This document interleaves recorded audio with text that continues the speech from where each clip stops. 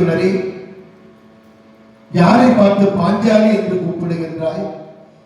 யாரை பார்த்து திரௌபதி என்று கூப்பிடுகின்றாய்? உன்னதான் நாடு இழந்து, வீடு இழந்து, சொத்து இழந்து, சுகம் இழந்து, உப்பு சட்டி வரவோடு போன பிறகு உனக்கு என்ன மரியாதை? ஏதோ என்னோட அமைச்சரை அழைத்து ராஜா வர சொன்னா வர முடியாதுன்னு சொன்னியாமே, ஏன் வர முடியாது? என்ன நடந்தது மைத்துனரே? ஏன் இப்படி கோபமாக பேசுகிறீர்கள்? கோபமாக பேசுகிறேனா? பட்டு சிரிக்கி என் அண்ணன் ஒரு நாள் உமது மண்டபத்திற்கு தேடி வருகின்ற பொழுது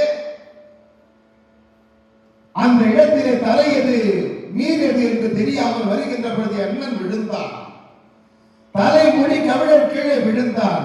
அந்த மதோன்மத்த பீமஜானன் உனது அப்பன் திருதராட்டனுக்கு தான் என்று கண்ணு தெரியல, உனக்கு கூடவா தெரியல என்று கேட்டான். பக்கத்தில் நின்னுக்கினே ஐவருக்கும் பத்தினி என்ற பகல் வேட்டம் போட்டுக்கொண்டு சிரிக்கிக் கொண்டிருக்கின்றாயே, சிரிக்கி.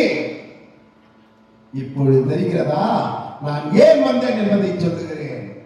சபா மண்டபம் பார்க்க வருகின்ற பொழுது உனது கணவன் வந்தான். உன்னை கொண்டு வந்து இங்கே நிறுத்திவிட்ட பிறகு என் அண்ணிடத்திலே வந்து துரியோதனா சூதாடலாமா என்று அழைத்தான் தருவன். எனது துரியோதன அண்ணா வேண்டாம் வேண்டாம் என்று சொல்லியும் கூட உனது கணவன் தருவனாகப்பட்டவன் சூதா ஆட வேண்டும் என்று சொல்லி அத்தனை முறை எனது அண்ணன் வேண்டாம் வேண்டாம் என்று சொல்லி தேரை வைத்தான். பிறகு ஊரை வைத்தான். கழுத்திலே மாட்டிக் கொண்டிருந்த முத்து மாலை வைத்தான். ரஜகத துலக பதாதிகளை வைத்தான். நாட்டை வைத்தான்.